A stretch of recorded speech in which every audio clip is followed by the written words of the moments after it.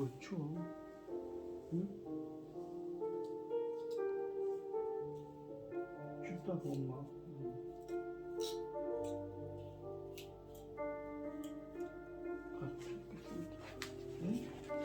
가서 좀 이따 잤대.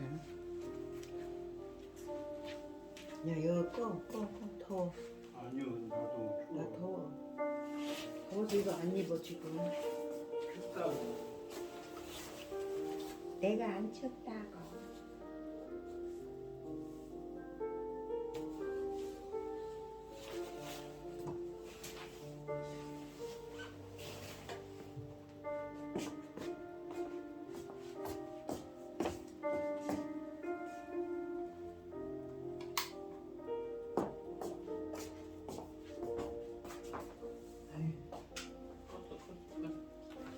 껐다고요?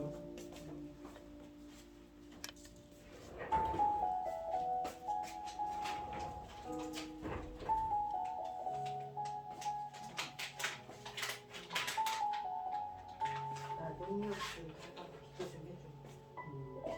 그런 것들이 아버지를 때리려고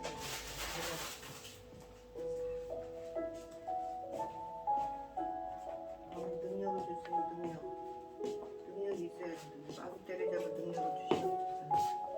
마귀 때리잡을 능력을 주시옵소서. 마귀들이 너무 득세를 하고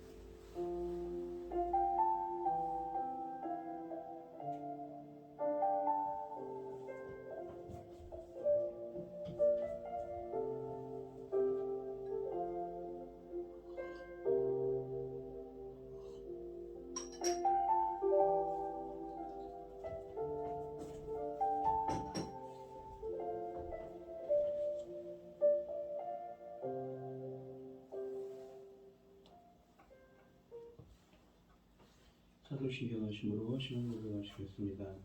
전능하사 천지를 만드신 하나님 아버지를 내가 믿사오며 그 외아들 우리 주 예수 그리스도를 믿사오니 이는 성령으로 잉태하사 동정녀 마리아에게 나시고 본디오 빌라도에게 고난을 받으사 십자가에 못 박혀 죽으시고 장사한 지 사흘 만에 죽은 자 가운데서 다시 살아나시며 하늘에 오르사 전능하신 하나님 우편에 앉아 계시다가 저리로서 산자와 죽은 자를 심판하러 오시리라.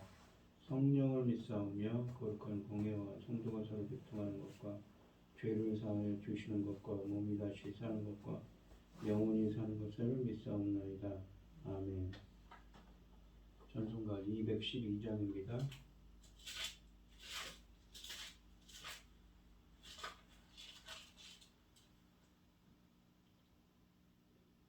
겸손히 주를 섬길 때 괴로운 일이 많으나 구주여 내게 힘주사 잘 감당하게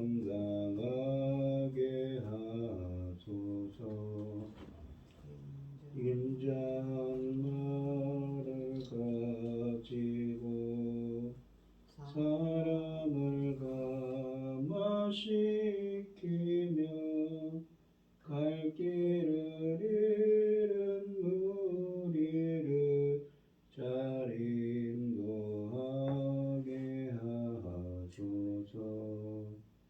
구주의 귀한 인내를 깨달아 알게 하시고 굳건한 믿음 주셔서 늘 승리하게 하소서. 장래의 영광 비추사 소망이 되게 하시며 구주와 함께 살면서 참 평강 얻게 하소서. 아멘. 오늘 함께 하실 하나님의 말씀은 신명기 13장 1절로 18절 말씀입니다. 신명기 13장 1절로 18절입니다. 구약성경 282쪽에 있습니다. 교독을 하겠습니다. 제가 먼저 읽겠습니다.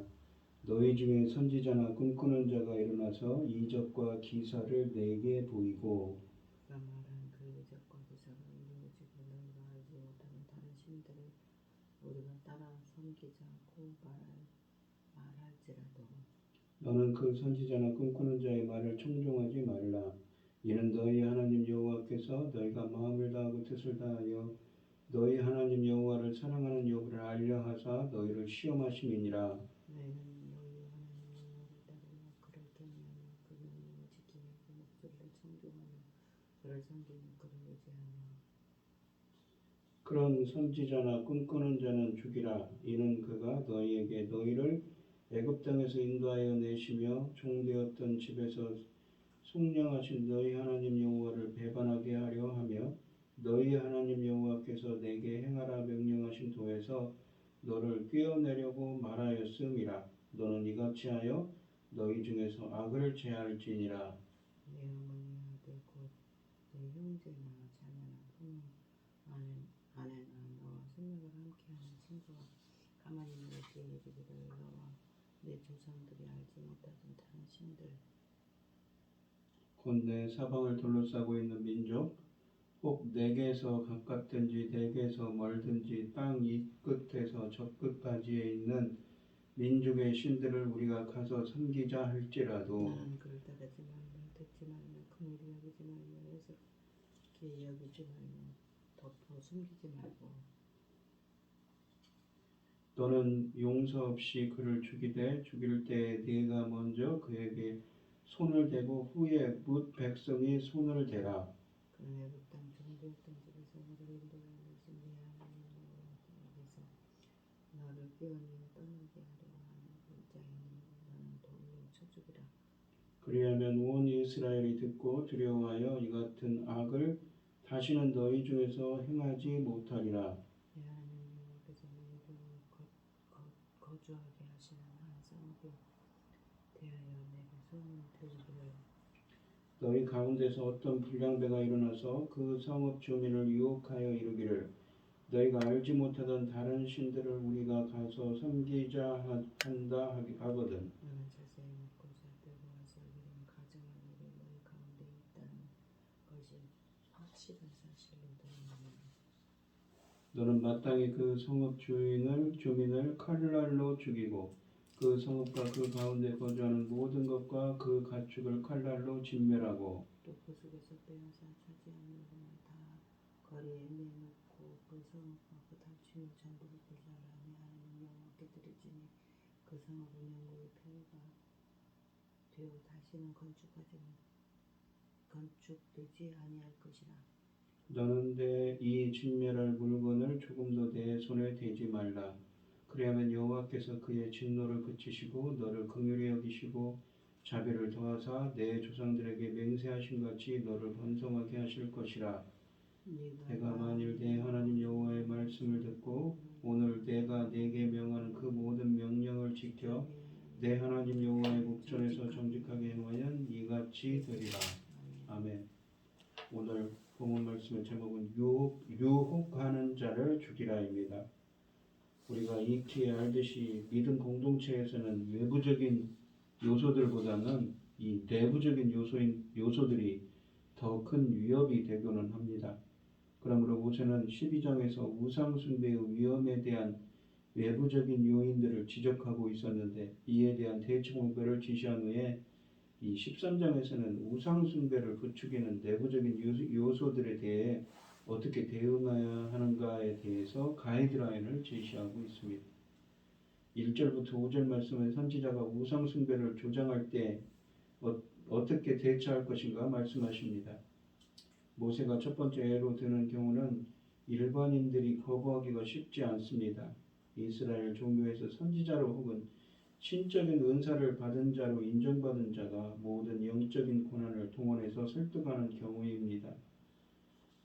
이러한 경우이기 때문이지요. 그래서 거부하기가 어렵습니다. 우리가 구약에 등장하는 이적에 대하여 깨달아야 할 한 가지 중요한 사실은 이 이적들은 진리를 알기 위해서 혹은 사람들로 하여금 오직 여호와만이 하나님이심을 알게 하기 위해서 일어난다는 것입니다.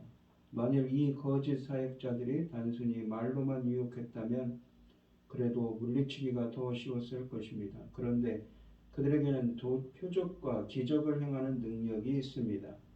게다가 그들은 마치 이 표적과 기적이 자신들의 주장이 진실임을 입증하는 것이냐 떠들어댑니다. 왜냐하면 표적과 기적은 모세가 지팡이를 던져 뱀으로 변하게 했던 일 등 선지자들이 자신의 메시지가 하나님께로부터 왔음을 증명하기 위해 사용했던 징표였기 때문입니다.